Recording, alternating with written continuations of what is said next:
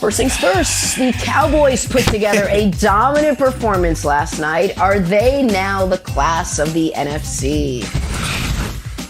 The Lakers looked lost over the holiday weekend. How much of LA's spiraling season falls on LeBron James? I sound amazing. And Patrick Mahomes and the Chiefs rolling to their 8th straight win yesterday. Count them up, Nick. It is 8 in a row. Good Monday morning, everyone. Welcome to First Things First. Somebody partied a little too hard over the holiday weekend. That would be Nick, because he's in the best mood ever this morning. Give it to us, Nick. How's your Monday going? Jenna, we will carry you today, and by we, I mean me, because we were 3-0 in picks. Mac Jones is a total disaster. And who's the only AFC team with it all clinched? Who is it? Oh, it's those guys. Oh, it's those guys. There it is. Let's go. We will get to all of that. We got to start with some Bills at Patriots to kick off our show this morning. And in the battle of Josh Allen versus Mac Jones, it was Allen by a mile. Bills QB1 firing on all cylinders. I am not firing on all cylinders right now. 314 yards, 3 touchdowns, and a ton of did you see that plays. Meanwhile, New England Wilds, what happened? Coming out flat for the second week in a row. And by the time they started to find the rhythm in the second half, it was just too late. Buffalo's offense went the entire game without punting. First Belichick opponent to ever do that. Bills win the game. They win control of the AFC East. 33-22 was your final. Nick Wright, this was your lock of the week. Buffalo coming through, but were Mac Jones and the Patriots exposed as pretenders? Oh, Jenna, they were. And, some folks would feel badly for, a colleague in Kevin Wild's spot. I am not one of those folks. Because when you keep telling people something's going to happen, when you get called the homer, Nick, admit to your biases. Oh, Nick, you just don't like Mac Jones. You don't want to see what is so clear. No. I saw very clearly. Perfect vision over here, my friend. And what I saw was a team that was coaching around its quarterback. And a team that had Wilds like, oh, we have so many ways to win. We can beat you this way. No. You have one way to win. Get out to a lead, run the ball, let Belichick work his voodoo on the other coaches, and coast in. But at the first sign of adversity, at the first sign of, hey, Mac, can you complete a pass? And he's like, yeah, I did that at Alabama a lot. It's like, yeah, it's a little different.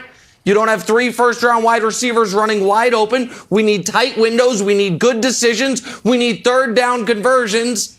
Mac Jones is like, oh, boy. They didn't tell me it was going to be like this at the trademark office. And instead, he's 14 of 32. He has a 31 passer rating. He's a total sometimes a guy's numbers are awful, and it's like, oh, he played better than that. Mac's numbers were awful, Wilds, and he played worse than that.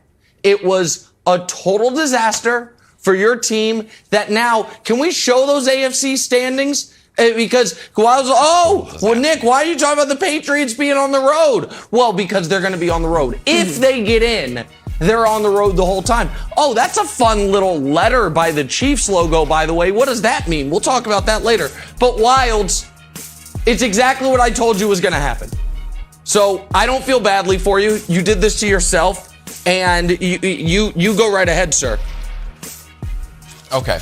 Broussard, it was not a total disaster, despite what Nick will say. And by the way, everyone, the trademark office is online. You can do everything online. Mac Jones didn't have to go physically to the trademark office. He did not do that. So here's what happened to your old buddy Kevin Wilde yesterday. Got a bit of a dose of reality alongside a few presents. Got some lovely pots and pans and a big dose of reality courtesy of Josh Allen. Because, Broussard, I had sort of 3 ideas in my mind about who the Patriots were. One idea I had was, hey, you know what? Mac Jones couldn't go toe-to-toe with Josh Allen. I saw him go toe-to-toe with Tom Brady. Josh Allen's not as good as Tom Brady. Reality is he cannot. Josh Allen is by far the best quarterback in the AFC East, and I tip my invisible cap to him. Idea number 2. All right. This defense can carry this team. I've seen this before with Patriots teams. Maybe the offense a little bit funky, but the defense can carry the team. Also, not quite right from old KW there. We've given up 60 points in the last 2 weeks. For the record, the worst team in the league, the Jets, gives up 29.9 on average. So the last 2 weeks, we've been worse than the Jets. And the last one is, we play mistake-free Patriot football. Also, turns out to be not true. Lots of horrible, untimely penalties, dropped balls, and as an added bonus, a dropped interception that could have put us back in the game. So what does this all mean? Right. I am downgrading the Patriots, Broussard, officially. Although Vegas had us as at one time going to the Super Bowl, I am downgrading us from great team that can win the Super Bowl to the team no one wants to play. That's my new corner I'm on. The team no one wants to play. You want to play the Patriots? I don't think so. That's the Colts corner, so buddy. I am down. It wasn't a disaster. I just downgraded us from Super Bowl team to team Sharing no the one corner. wants to play. So that's where I am, Broussard. Not a disaster. Okay. Team no one All wants right. to play. Well, I'm glad to hear that, Wilds, because while your greatest fear as we began the show was what in the world was Nick going to say? My greatest fear was that you would go back. See, I remember, Wilds, to use Nick's term, I'm old enough to remember about a year ago before I was one of the co-hosts when you wouldn't make predictions, right? I'm still waiting for your Portland Trailblazers prediction from last year's playoffs. That's right. Now I feared that you would stop making predictions. All right, so I'm glad to see that you're staying in the prediction game and this has not driven you away. So good on you, Wilds. Good on you. Now, let me answer the question. Wilds, I told you from baby Stay with me. to they're going to win the Super Bowl, you were going too far. That's it. So for those who thought that the Patriots were the favorites in the AFC, yeah, they got exposed. All right. But for those who understood they're a good team, not a great team. They're a playoff team, and I stand by that. I still believe they'll make the playoffs and can be a spoiler when they get there. They won't win the AFC, but they can be a spoiler when they get there. This was just who they are. Can't. Nick, this is who they are. But look, Kansas City's the best team in the AFC. And yeah, Indy's got more punch, and obviously Buffalo certainly did yesterday, than New England. But you cannot sit here and tell me that they can't upset someone other than the Chiefs in the AFC playoffs. I can. All right, Belichick still knows what he's doing on defense. No. Titans are the only team that could beat in the playoffs. Half of the AFC contenders are up and down, Nick. You know this. The team that scared you most, and we'll get to it, the Chargers. What in the world was that yesterday? I mean, so these teams are like a roller coaster. It's not just Josh Allen and Buffalo. And let me say this about Mac Jones before you go again, Nick. Mac Jones did not prove yesterday that he's a disaster. He was a disaster yesterday, and he was a disaster too and the week last before. week against Indianapolis. And the week before. Here's what he didn't get a chance the week before. He only threw it 3 times. And as Wild points out, completed 66% of his passes. But look, what he proved, Nick, what he proved is this. This is why no rookie quarterback has ever led a team to the Super Bowl.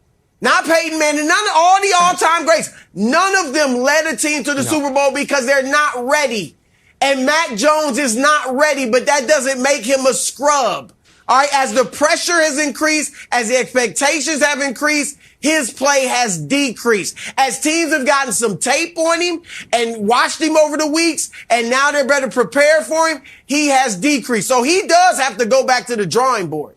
But I still believe he's a game manager who is capable of being a very good quarterback in this league, and you can win with him. So I'm not going to be a prisoner of the moment, Nick, like you, and just bury the kid. But he was bad yesterday. I'm not a prisoner of the moment.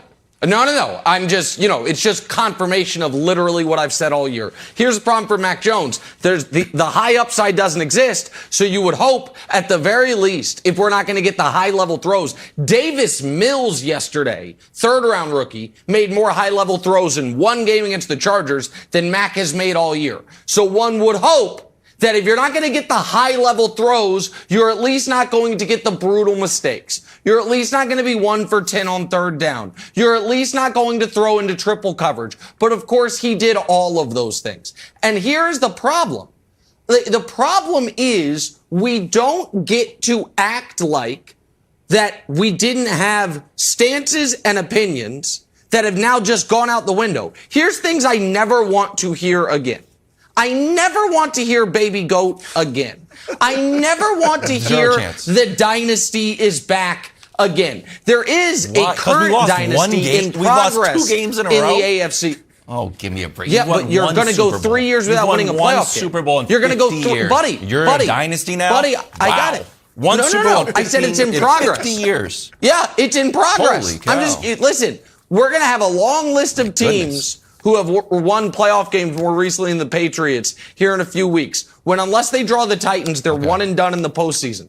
This was a team that remember the AFC East was the Patriots? Who's going to win the AFC East now? I'm just curious. Is it still the Patriots division or did the Bills take it back when they actually never had lost it?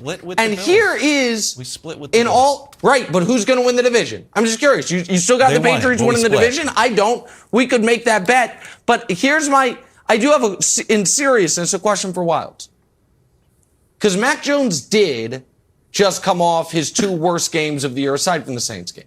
Just 2 awful games in huge spots. He also talked and gave us a little, window into his mentality during the bye week. I'm not being a smart aleck here. It's an honest question. Do you think that 3-pass game did some damage to his psyche?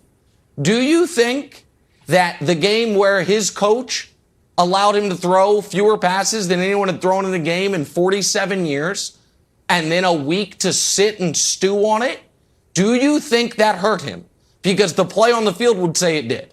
The play on the field would say Mac Jones has been a different player since the Bills game, the first one.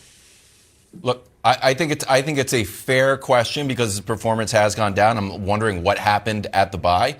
But the whole team has played poorly. I do think there is something to your other theory that doesn't look like the guy loves the cold. Granted, we went into Indianapolis, and I don't think it was too cold there. But he hasn't played well in the cold. So I don't know. We got to do some Rocky 3 training, maybe go into Siberia in the offseason, Jenna. That's 4. Rocky 4. Rocky 4. You guys keep getting that. Rocky 4. Rocky My 4. God. That's embarrassing. No, Broussard's right. Outside of the Chiefs, a lot of parity in the AFC right now. All right, let's talk some Cowboys. Did Dallas's dominant win prove they are the class of the NFC? I got you. To be discussed next. First things first. That's too far. Hey, Jenna is going to feel a little bit better, so I'm going to take over the news reading responsibilities here. We're going to start with Washington Cowboys. Dak looked great. Zeke looked great. Dallas looked bad. Washington looked bad, and Washington looked so bad, Broussard, they're fighting each other on the sidelines. Do you think that this performance proves that Dallas is the team to beat in the NFC? All right, Wilds. I accuse Nick of being a prisoner of the moment. Last segment about Mac Jones, he shot back. But I think he may be a prisoner of the moment this time. I'm not sure what he's going to say about the Cowboys, but if he says yes, they're the team to beat, they're the class of the NFC, then he's a prisoner of the moment. Sure. Yesterday, it was all good. All right, they looked tremendous. Ezekiel Elliott, more pop than he's had in 2 months. I know he only had 40 yards rushing, but still, he ran the ball well. I'll give him that. The defense, spectacular as it has been just about every week. They're getting takeaways left and right. DeMarcus Lawrence, what a play on the interception and the pick six. Yeah, he was fantastic. And Dak was great. But here's the problem, America. You were playing the Washington football team. The Washington football team that is bottom 3 in scoring defense. Everybody has a heyday, a field day against them. That was bottom 3 in pass defense. And here's the thing. I'm a Dak fan. I like Dak Prescott. All right. But he still has yet to show. He beat another team that has a losing record. We know what the challenge is for Dak. Beat the good teams. And Washington, for all their surprises here and there and all the games they've been competitive in, and Taylor Heineke, all his magic here and there, they're not a good football team. All right, so they beat up on a bad to mediocre squad yesterday. Dak does that. He throws for 300 plus and a bunch of TDs against bad and mediocre squads. So, Nick, they look good, but I'm not putting them above Tampa. I'm not putting them above Green Bay. And the Rams are dangerous. If you want to put them with the Rams, okay, maybe, but not above the 2 Bays. So let me defend the win yesterday for just a moment, because this is something similar that is done to my Chiefs, which is a team that is a decent to kind of good team when it doesn't play you, gets downgraded to an awful team because you beat them so soundly. So that's what I'm doing. The Raiders are 8-5 this year when they don't play the Chiefs. But when they play the Chiefs, they're 0-2 and they get their teeth kicked in, so people think they're an awful team. Same thing happens with Washington. Washington is 7-6 this year when they don't play Dallas. But when they do play Dallas, they get their teeth kicked in. So the Cowboys were not yesterday playing the Jaguars. They were playing a real NFL team, even if it's not a great NFL team. An NFL team that, had they won, would, I believe, be tied for the 7th seed this morning in the NFC. Do I think the Cowboys are the team to beat in the NFC? I won't go that far because of this, Broussard. I don't trust Mike McCarthy, and post-injury, and I'm not talking about the broken leg, I'm talking about the calf injury he suffered in the Tampa Bay game, or in the New England game, pardon me. Dak, aside from last night, has been shaky. However, what I will say is this. I do think they have right now the highest upside of any team in the NFC, because their offense can score with Green Bay or Tampa, and their defense flatly is better than Green Bay's and Tampa's. They have elite playmakers at every level of the defense. Gregory and Lawrence on the D-line. Micah Parsons is your do-it-all linebacker or D-lineman if you want to put him on the edge. And once again, Trayvon Diggs has a monster play early in the game that got the ball rolling for them. So my Super Bowl pick, Broussard, was Packers Chiefs. I will leave the Packers where they are. However, if we're being fair, the Packers have been shaky the last couple weeks. I understand they've won and they've beaten ostensibly decent teams in Baltimore and Cleveland, but I haven't liked how the Packers have closed those games. I haven't liked how the Packers defense has looked in those games. And the Cowboys, meanwhile, if they are healthy and rolling, they feel as dangerous as any team in the conference. It's hard to elevate them because Dak versus Brady or Dak versus Rodgers, and I don't trust McCarthy at all. But because of how great the defense can be and the skill on offense, I do think they have the highest upside in the NFC. That's what I'll give them. Well, the talent is incredible. I mean, you mentioned it on defense, and we thought this would happen with Dan Quinn. Maybe not this good. I mean, this is a little better than expected. But when Dan Quinn came in as the defensive coordinator, I expected this type of turnaround. I thought Micah Parsons would be very good. Didn't know he'd do this as a rookie. So I'll give you that.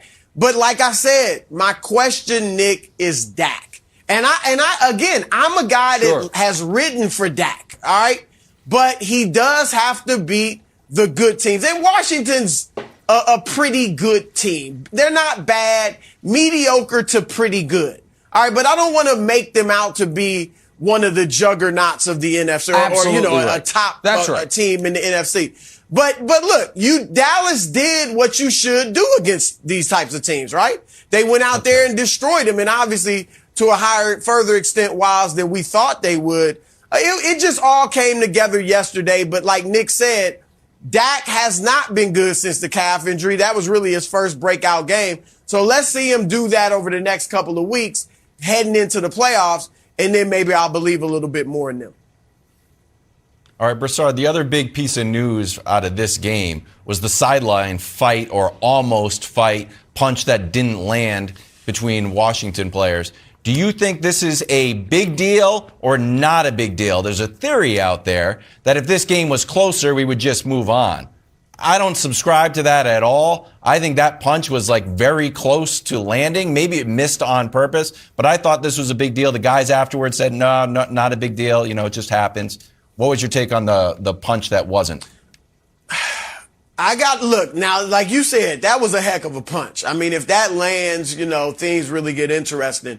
But I don't think it was a big deal, Wilds. I think this type of stuff happens. These guys have been teammates back since they played at Alabama together. So obviously they know each other well. I just think it was frustration. I played basketball in college, Division III, so not comparable. But I had run-ins with teammates, near fights with teammates, saw teammates have fights. And then later that night, we're chilling together, you know, hanging out, you know. So I don't think this was a big deal. I think it's frustration. If they didn't have the relationship they have, you know, going back to college, then I might think it was a bigger deal. But I just think this was frustration mounting, Nick.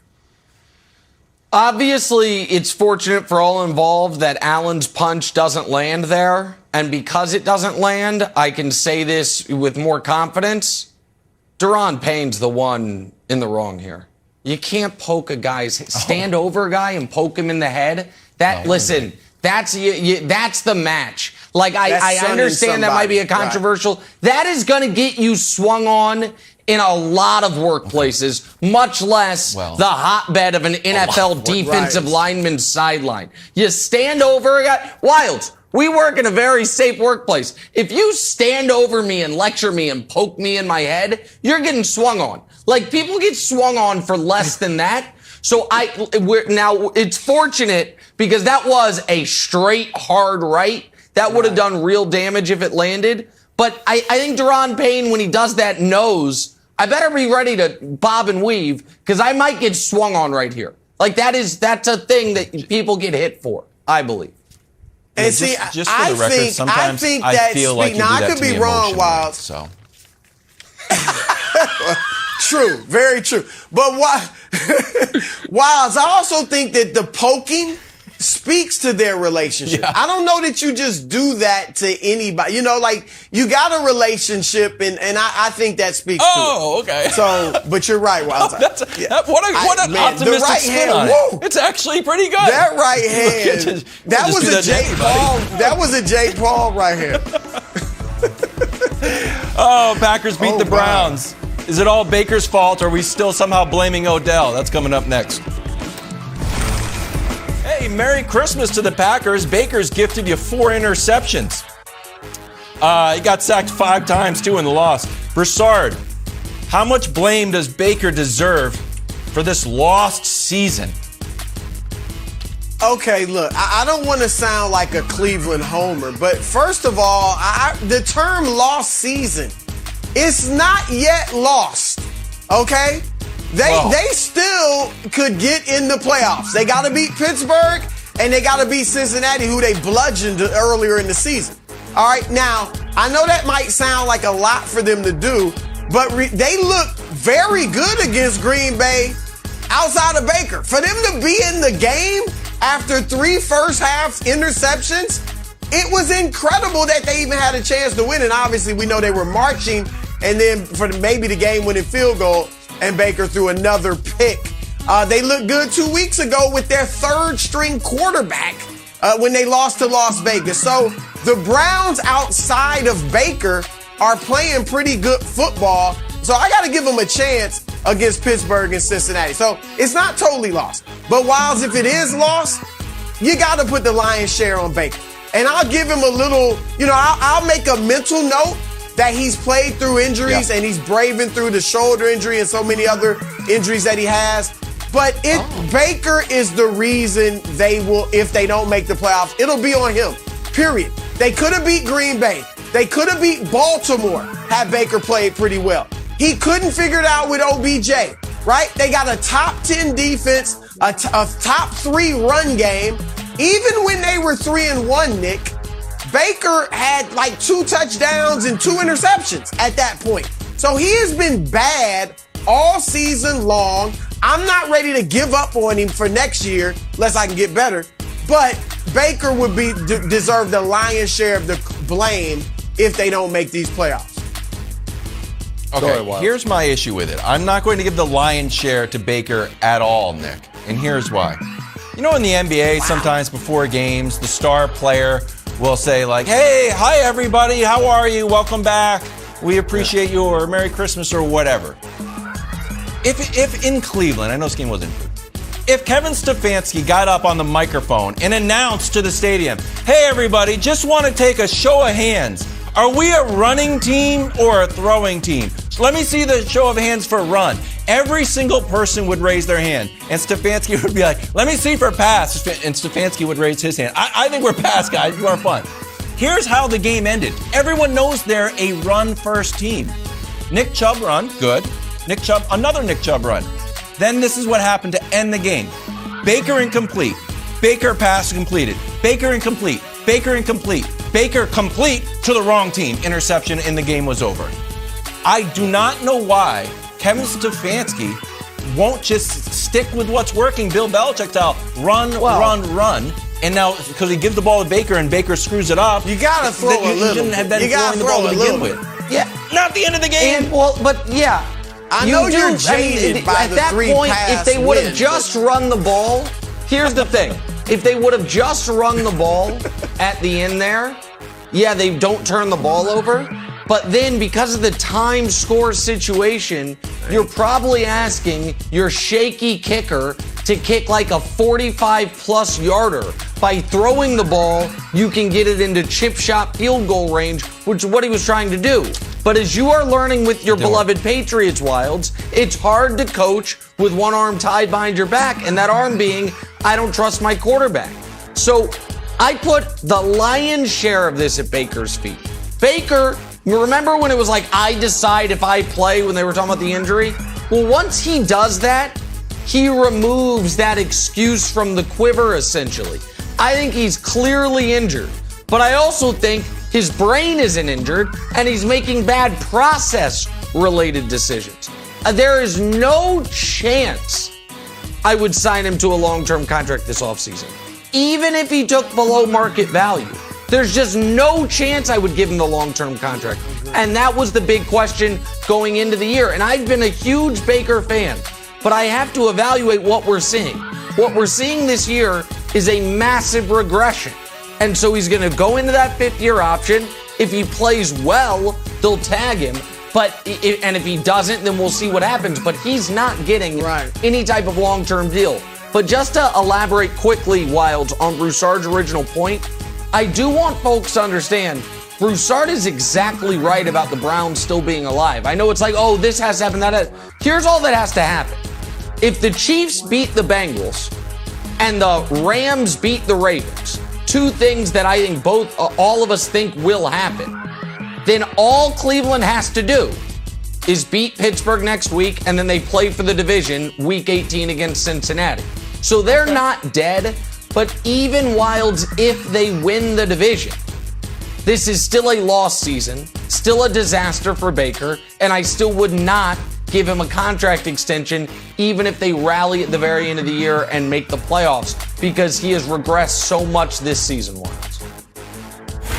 I'd be nervous if I was Baker going up against Joe Burrow in his Santa Claus hat. Hey, report out yesterday, the Giants are planning on bringing back Joe Judge and Daniel Jones. Double the trouble. Broussard, do you think this is the right move or a mistake? This is a mistake. It's a mistake for this to be leaked at this point in the season, right? I mean, how in the world do you put this out there when the presumption is that they're going to get rid of Dave Gettleman, the GM, right? So unless you're keeping Gettleman too, then you can't make this statement. any GM worth his salt.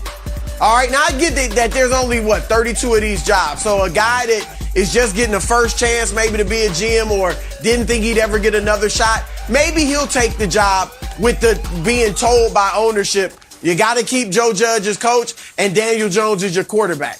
But most GMs worth their salt are going to go in there and want to determine who their quarterback is and who their head coach is. Now, if they determine it's Joe Judge and Daniel Jones for at least one more year, fine. But let them do it. Okay, so that's my problem with this, Wilds. I know it's a passion point for you. That's right. Where you at? Yeah. No, well, Schefter did open up the door, and he said a new GM potentially would hire a new head coach rather than retain Judge, but ownership kind of has stated their preference. So I agree with you. The new GM needs to come in and run the entire ship. And here's the thing. Joe Judge should only be judged on what he said in his introductory press conference. He said the only culture we're going to have in that building, period, is a winning culture. Well, he's 10-21. So I think you can look at, hey, Joe, you're 10-21. You said we're going to have a winning culture. You've lost twice as many games as you've won. And I don't see signs of improvement. And I know they've had injuries. No, they're Every terrible. team has had injuries. Last year, they were 31st in offense. Only the Jets were worse. So this year, they fired Jason Garrett. Guess where they are in total offense? 31st still. Only the Texans are worse. So the Jets got better. The Texans got worse. It's not Jason Garrett's fault. I think you got a clean house, Nick. Only the Lions and Jags have worse records. And anybody watching the games knows right now the Lions are playing far better football than the Giants are. Right now, the Giants and Jags are clearly and unquestionably the two worst teams in football. And Joe Judge starts his press conference yesterday saying special teams gave us good field position a lot of the night. You were down 34-3. This game was 3-3 at halftime. And it was 34-3 in the fourth quarter. I understand the Mara family and the Giants, the New York football Giants. If they retain Joe Judge, they are not a serious franchise, flatly. If as ownership, for whomever comes in as your GM, a prerequisite that you have to keep this underqualified former special teams coordinator who has shown us nothing at this level. His special teams ain't even that good, but he's still hanging his hat on it. Buddy, you got a special teams job waiting for you in New England. But if you make your new GM, keep him, much less Daniel Jones, you're not a serious organization. And you shouldn't be discussed as one. So I hope they understand what a disaster this would be, because New York needs a real football team. And the Jets have been trying to be one for 40 years, so I don't have a lot of hope there. Ouch. They need a real football team in New York. It's supposed to be the Giants. Ouch, that hurt. Jets. Wow. Hey, if you love obnoxious gloating, then do I have a segment for you. We're talking about the Chiefs coming up next. Good morning and welcome back. Thanks to my inspiring constructive criticism, the Chiefs had an easy afternoon at Arrowhead yesterday. You're welcome, Kansas City. Beat the Steelers 36-10. Kansas City sitting atop of the AFC with 2 weeks remaining. Michael Vick here. Mike, do you think the Chiefs are the best team in the NFL? You can pick any other team just for the record, but do you think the Chiefs are the best? Nah, Wiles, I'm not going to pick any other team. I'm going to just keep it 100, man. I think as of right now, the Chiefs are the best team in the NFL. 9-game win streak in the last 6 haven't even Say it been again, close. Mike! Okay. 9-game win streak in the last 6 haven't even been close. You're looking at the team that's really peaking at the right time and playing well in all 3 phases of the game: offense, defense, special teams. And I never thought I'd be saying this. One of the best defense in the NFL might be in Kansas City, next to Dallas. Right. And for all they went through throughout the course of the season, now they've all put it together. And they wasn't even at 100% full strength yesterday. They didn't have Travis Kelce, but the other guys stepped in and they made it happen. Patrick Mahomes looked like himself. And they looked like the best team in the National Football League yesterday. And I was extremely proud of those guys because they've come a long way. Still got a long way to go. But as of right now, they sitting at the top of the AFC, sitting at the top of the NFL. Okay. Mike, it's great to have you on because it's a little embarrassing for me when we talk Chiefs and I'm the only one who's right. So it's glad to be here. And I know what Broussard's thinking. Oh, Nick, that's not fair. I've got them going to the Super Bowl as well. Oh, yeah, you did. I do. However, Broussard, you also called my prescient, spot-on, Oracle-esque commentary about Mahomes' season being turned around with one throw against the Green Bay Packers as me being a hyperbolic fanboy, is I think what you called me. A homer from a city no one cares about, I think is what you said. All of that. By the way, Patrick Mahomes, in the 5 games up until the throw heard around the world, 6 touchdowns, 6 picks, a 76 rating, worst month of his life. In the 6 games since then, 13 touchdowns, 3 picks, 0 losses, a 106 rating, and maybe a league MVP. But my real vitriol is not for Chris Broussard. It is for Kevin Wildes. Because the wrongest man in America is back with a vengeance. And I was going to be nice to Kevin Wildes until I saw this tweet. Oh, pump your brakes, buddy. 17 of the last 20 Super Bowl losers have not won a playoff game. Well, does it count if you don't have to play your first playoff game because you get a bye? Because that's what the Chiefs are sailing towards. When you show the AFC standings, does any team have that beautiful little letter next to their name? Oh, look, the AFC West. Remember we were showing how the Chiefs were in last every chance we got? Well, that seems like a pretty comfortable lead. 3 games with 2 to go. What about the conference as a whole, Wildes, where your Patriots are down stuck in the muck? Lucky the playoffs have expanded to 7 teams or else you guys might not be there. Meanwhile, the Chiefs just coasting above the surf. No, do we even have to play guys in week 18? We'll see.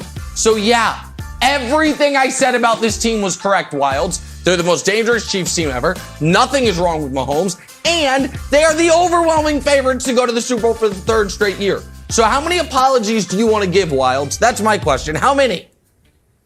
Well, 0. I will give 0 apologies for telling the truth. I'm sorry.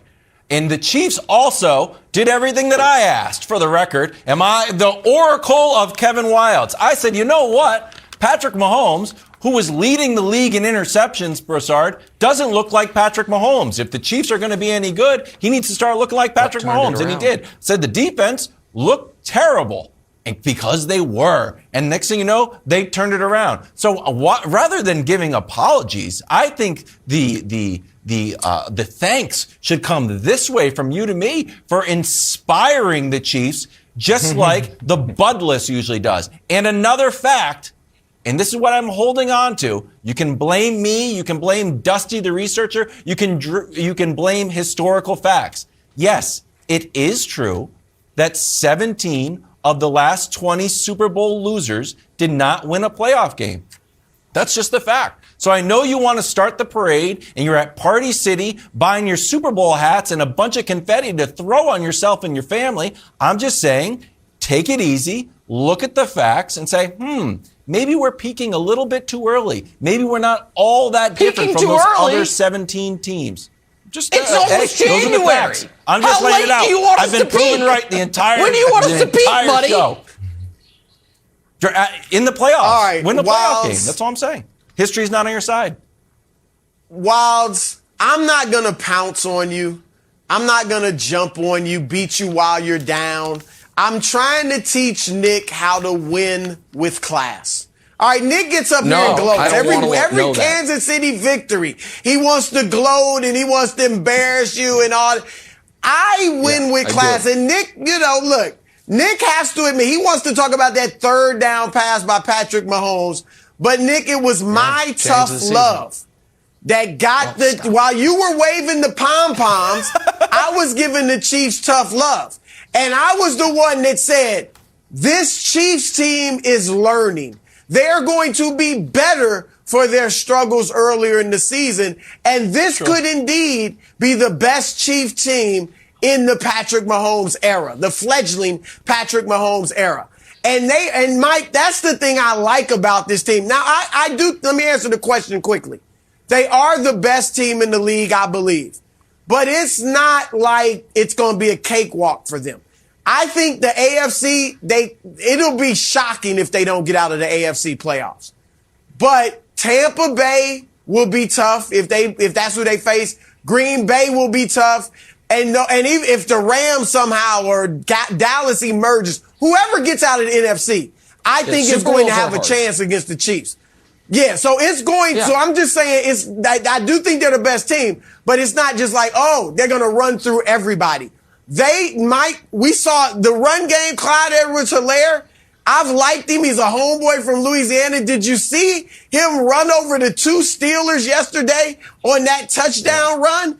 I mean, so the run game is there. We know Mahomes has got it together and he's more patient than ever, not always going for the chunk plays. That has made him more dangerous. And this defense, Nick, I mean, even when they got to the Super Bowls and won the one, the defense wasn't great. It was it was okay. Correct. Now the defense is great and you still got the best quarterback in I think the league, but certainly the AFC. They're the best team in the league right now. But do it with class, Nick. That's all clearly the best team in the league. I understand Wild still has them missing the playoffs, which is going to be tough to do because they clinched yesterday, the only AFC team to do so. But and even without Edwards-Helaire did get hurt yesterday, collarbone, but it's not broken. We'll see what his status is. But I have a question for Mike because Romo said something interesting during the game, and that was he said he thought this was the best version of Patrick Mahomes we've seen. Now, I do think this is the best Chiefs team, but I haven't said I thought this was the best Mahomes. And his point was that Mahomes has begrudgingly learned to be, to take the small gains rather than consistently going for the kill shot. Do you agree with Romo that Mahomes dialing it back has actually made him more dangerous? Because that was hard for me to reconcile. No, I absolutely agree with Tony. What he's trying to convey is that, while things are not perfect and not what they used to be in terms of the offense being prolific and just moving with precision at all times, now Patrick has to take the check down. Tyreek is not going to always be open, downfield as a deep threat. He got to find ways to move the ball down the field. And, it hasn't always been pretty, but he had to get it out the mud over the last couple of weeks. And when you do that and you play that grimy and you grind it out in terms of moving the offense, then you get better as a quarterback. And he's learning a lot about himself. It hasn't been easy. It hasn't been pretty, but he's still finding himself on the other side of the tracks with wins. So that's what Tony's talking about, that grit, that fight, and that's what Patrick Mahomes has now, and it's going to help him moving forward down the road. In terms of his future, learning how to win. It's something that you're going to always have to, continue to get better at as a quarterback. Learning how to win is an art in the National Football League. Coming up after the break, Josh Allen went into Foxborough and ran around like he owned the place. Time to believe in the Bills. I think the answer is unfortunately yes. More first things first after the break. Time. Lakers hosting the Nets. LeBron scored 39, but Russ went 4 for 20 from the field. Did get a triple-double, though. LA lost for the 5th straight game. LeBron had a lot to do with constructing this roster. Broussard, how much blame does he deserve for the current state of the Lakers? How about none? And I'm dead serious. And yeah, we all know, I'm going to say no. We all know that he wanted Russell Westbrook over Buddy Hield. Okay. And I'll get back to that. And Westbrook we all know he's not a good fit. All of us first guessed this, right? That he's not a good fit for the Lakers with LeBron and AD. But Westbrook is being blamed more, he's being blamed more than he should be. And I know he missed 16 shots on Christmas Day, a lot of layups and potential dunks and all that stuff. So he wasn't good, and he's had his bad games. But he hasn't been as horrific and horrible as everybody said. And even if they didn't have Russell Westbrook and had Buddy Hield, I guess Anthony Davis would still be hurt. I guess Carmelo, Dwight Howard Wayne Ellington, DeAndre Jordan, and so many others would still be old. So even if they had Hield instead of Westbrook, they still would have issues. Now to Westbrook. Okay, so what that LeBron wanted Westbrook? Kudos, props to LeBron for having that much juice. But if you the GM, make the call. LeBron's under contract. He ain't going nowhere. If you wanted Buddy Hield, then trade for Buddy Hield. So Rob Pelinka is the GM. If you let a player, no matter how great, make all the moves and tell you, go get this guy instead of that guy, then that's on you. You should have put your foot down if you thought Hield was a much better fit and said, no, we are going to make this trade, LeBron. I think it's just a better fit. You'll thank me in the long run. All right. And so, Nick, LeBron obviously is playing great basketball. And I'm going to say one more thing about Frank Vogel, because he deserves some blame, or the coaching staff, because it's been Fizdale lately. Why are they trying to play so fast? I know why, I guess, because you got Russell Westbrook and you feel like that's the best way to utilize him. But if you look at LeBron James's history, most of his teams have played slow. When they won it in Miami, they were oftentimes in the 20s, the bottom third in pace. They won it one year at 16. When he won it in Cleveland, they were 28th in pace. When they won it in LA, they were 11th in pace. I get it. You always want to run opportunistically. But where does it make sense to play fast? They play the fastest in the league. Fastest pace in the league, and they're the oldest team in the league. Your old guys can't handle it. And I think they need to slow it down, play more half-court basketball, and that way I think LeBron could control the game more like he has in the past than he's able to do now, Wilds. So I think those are all excellent points. I think LeBron deserves a fair share of the blame. And it's not because on the court, he's playing well. But I'm going to pull up this tweet that LeBron asked everyone to keep the same energy. Keep talking about my squad. It's from August. Our personal ages. The way he plays, which is in reference to Russ. He stays injured, which is in reference to AD, who is injured. We're past our time in this league, et cetera, et cetera. Do me one more favor, please. And I mean, please. He's really begging me here. Keep that same narrative energy when it begins. That's all I ask. Thank you. And a little crown. Nick, all of this stuff was true. The main issue with the Lakers is Russ's style of play has not gelled with the team. And we can show the one play that Russ had last night when he left, on Christmas, when he left Patty Mills, hit that three when he gets totally lost. Yeah, it was terrible. That is not a new thing for Russ. Russ is not paying attention, ball watching. Where's Patty Mills? Oh, I forgot. Patty Mills is having the best game of the year, and Russ just totally forgets about him. So that was an early criticism. And the guy who stays injured is injured at least for 4 weeks. So LeBron wanted me to keep the same energy. Okay, I guess I will. Everything that people were criticizing about the Lakers has come true.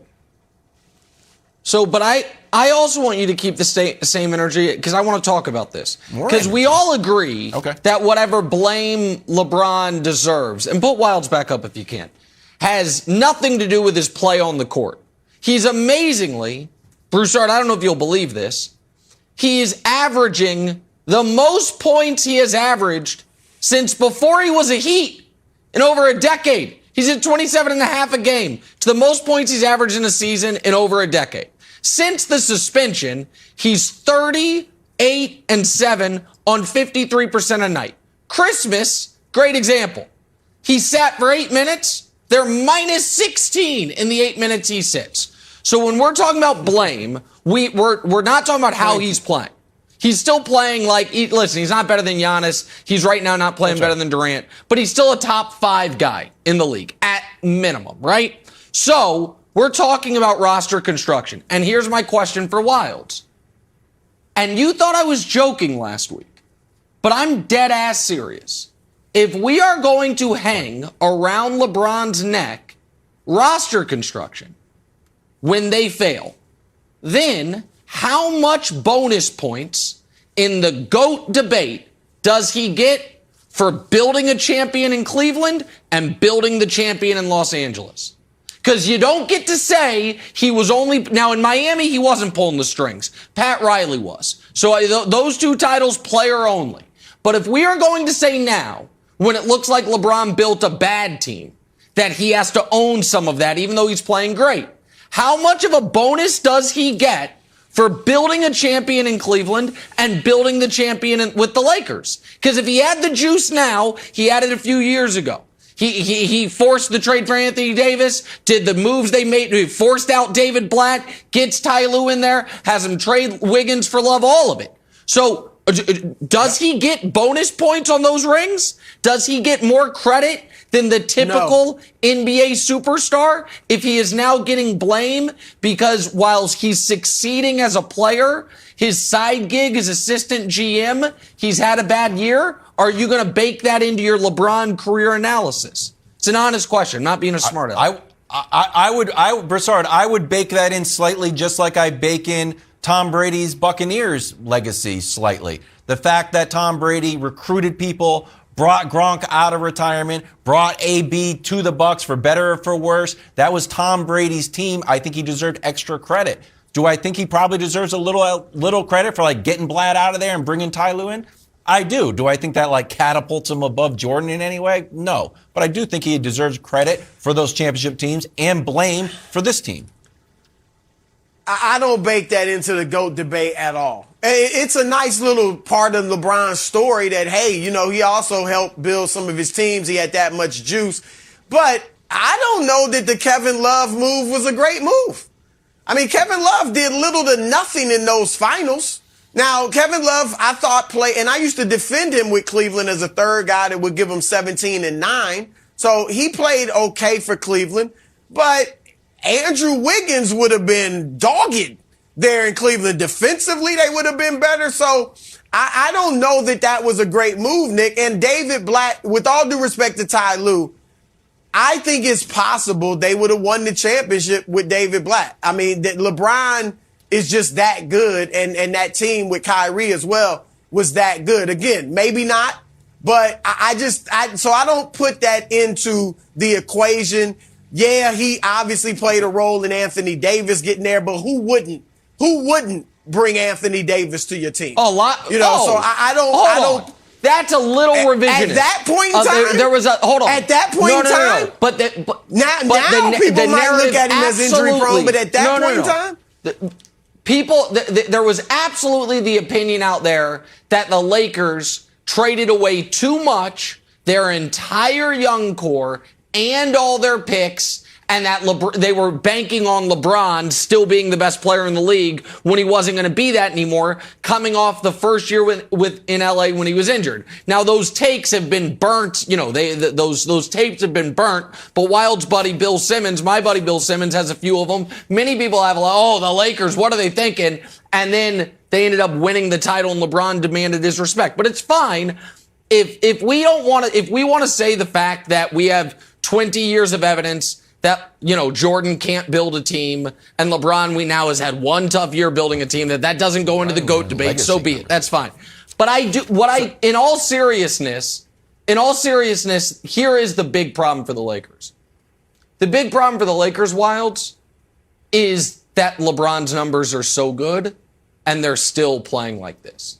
The fact that LeBron is having the best age 37, turns 37 in a couple days, year 19 season ever by 5 metric miles, and the Lakers are scuttling, should be terrifying to this team. Because I don't know that LeBron can keep up this level. He's 27, 7, and 7 on 51% for the year, Broussard. That's his career averages. He is playing to his career averages in year 19. And so I think that's really worrisome for the Lakers, that LeBron is playing this well and they're not good. Look, I've said several times this season that LeBron is putting up, numbers as good as he ever has. And you just pointed it out. But he doesn't control the game and impact winning like he always has in his prime, which obviously is the case, losing 5 straight. But Nick, it may be, look, I do think a lot of it's age and he's just not quite as good. But how much of this, I said it, why are they playing the fastest pace in the league? I want your opinion. Do you agree? They're big. You made that point. No. One of their advantages over Golden State is that they're big. And you could play big. Do you think they should slow it down a little bit? I'm not saying you got to walk it up and try to score in the 90s. Go ahead, Wild. But they don't need to be racing up the floor with a bunch of old dudes. So I'll give you one tidbit. I don't know if this is the absolute answer, but I did talk to I was watching a game with a former player, remain nameless former player.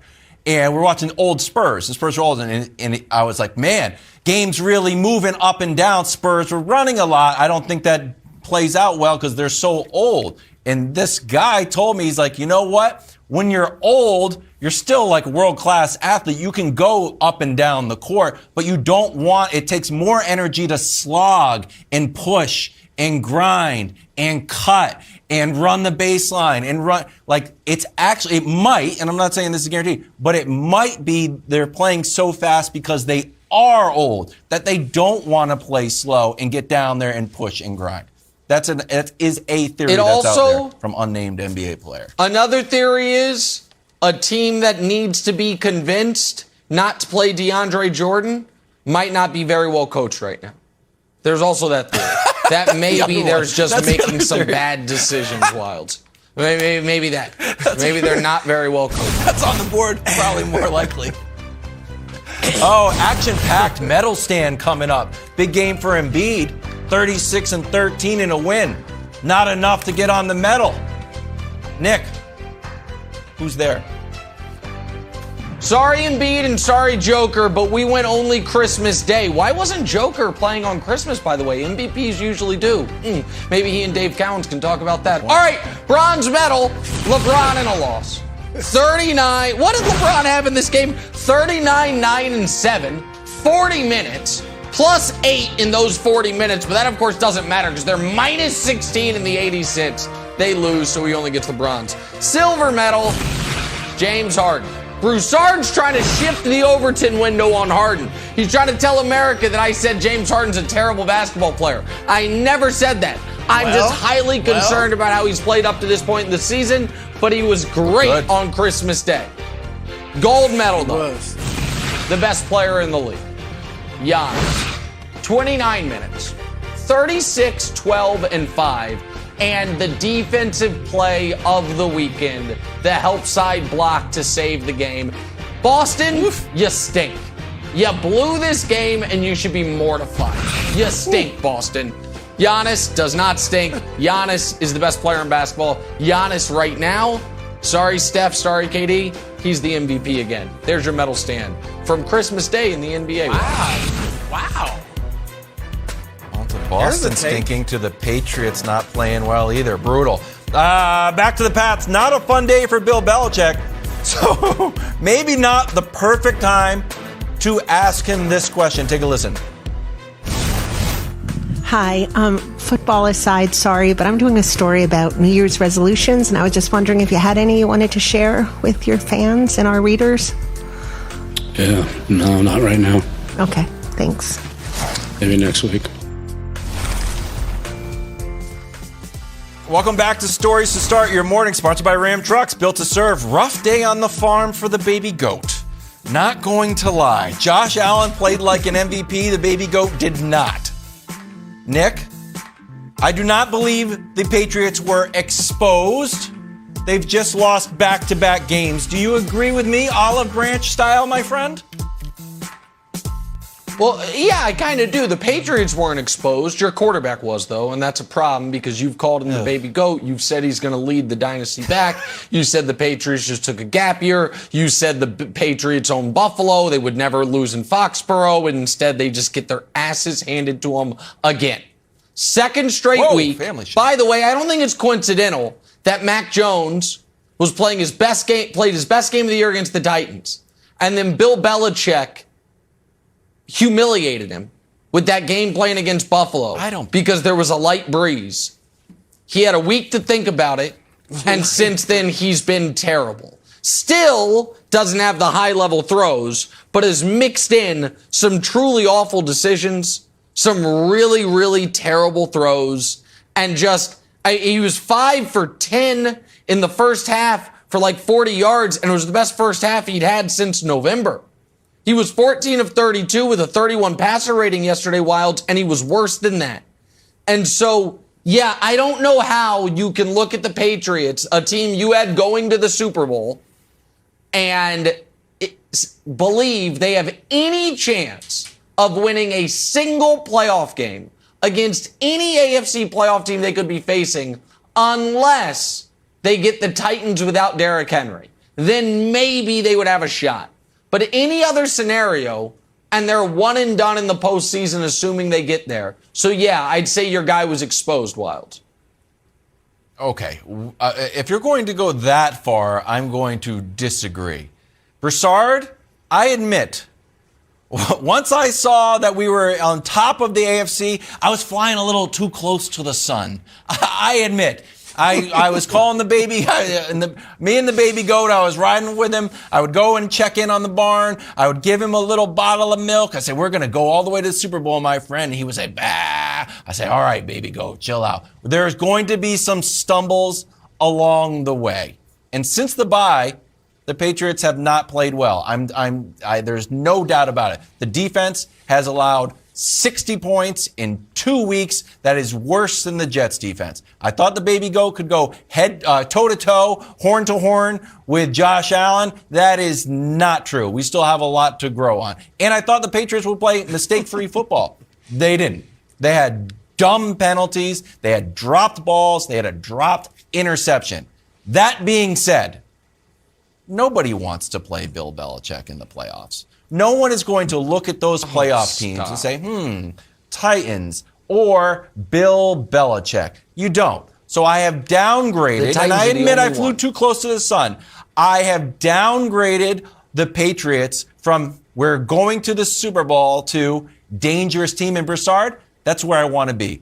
I want to be the underdog. That's the only optimistic thing I can take out of last night, besides the fact that we get to play Jacksonville this weekend. All right, Wilds, you admitted it. You did get too high.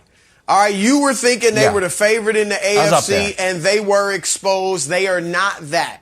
But you are not alone in going too far. Because that's why I'm the wise elder statesman on the show, because I don't go too far.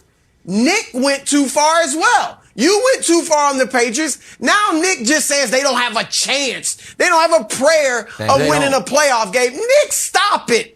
They can't beat Kansas City. Kansas City's the best team in the AFC. Granted. Or don't Buffalo. Tell me. Or the Bengals. They can't beat the up and down Buffalo Bills, who they just beat a few weeks ago, in a playoff game. Now, would they be favored necessarily? Maybe not. Don't tell me they can't beat Baltimore, Cincinnati, the Chargers. Every other team in the AFC is up and down like a roller coaster, like you always talk about Josh Allen. The only team that's not is Indianapolis. And they got Carson Wentz at quarterback. So let's see what he does in the playoffs. So all I'm saying, Nick, is they were exposed as a team that should have never been thought of as the AFC favorite. But to sit here and totally downgrade them as they'll be fortunate to get in the playoffs and then they'll be cannon fodder for somebody, no matter who it is in the first round. Here's a question. No, come on, that's crazy. What do the Patriots do great on the field? What are they great at? The defense is very good. The defense is very good. Is it? Well, is it? Here's something. I'm just curious. I know they're very good against the Jets. They've given up 60. They've given up 60 in the last 2 weeks. But here's an element that you guys haven't considered. They got high, just like Wilds. Mac Jones is young. They got high. They thought, that's right. We're all that. Mac starts, applying for trademarks and all this. And they faced two desperate teams, absolutely, positively desperate teams in the last 2 weeks. The Patriots haven't been desperate, not for a few weeks. Not since Buffalo and the first game. And Indianapolis came in absolutely needing to win, and they played desperate. Yesterday, Buffalo needed to regain its collective manhood. It was desperate, so they played like it. That's something you got to factor into the equation, Nick. No. Here's what I have to factor in. If Josh Allen plays a C- game in the wind, the Patriots have lost 3 in a row and are out of the playoffs as we sit here today. He didn't, so they escaped with a victory that might have shattered the very fragile confidence Mac Jones had fraudulently built leading up to it. And now, and it's not just Wilds. My dear friend Colin Cowherd said the Patriots are the best team in the AFC. The entire media just handed them the AFC East, said the Bills had blown it. The Patriots are back. They're not back. They're not scary. They don't do anything great. They are the best coach team in football. They run the football what do they do well, great? too. They run the football pretty well. What do they do great? And here's the thing: we run the football well, and we have the second best. We have the second best scoring defense in the league still, after giving up 60 points in the last 2 games. That matters, doesn't it? I get that, and I understand. I understand that the season numbers look like you have a great defense. Did that feel like a great defense yesterday, Wilds? That 4-0 punts in a division championship game. Wasn't great. It wasn't great. No. And so you can't come from behind. You don't trust your quarterback. A team that historically, at the very least, would never beat itself is committing odd, awful penalties at inopportune times. And now if you make the playoffs, which I think you will, you're on the road the whole way. So yeah, do I think maybe they could beat the Titans because the Titans are a shell of who they once were? Yeah, I do. Do I also think of the 14 teams that make the playoffs, the Patriots are going to have the worst quarterback? I do. Do I think it's going to be a very short-lived playoff experience? I do. Do I think that this idea that the Patriots dynasty was reborn when the dynasty moved to Tampa was ludicrous in the moment and ludicrous now? I do. I don't think teams are afraid of you. Okay. And if we're not afraid, Nick, no team wants to play the Patriots. If J.C. Jackson holds on to the ball, maybe it's a different story yesterday. Yeah, I'm just if saying. they draft Davis Mills, maybe it's different. Instead, they took Mac Jones. I'm just saying. Undisputed coming up next. See you tomorrow.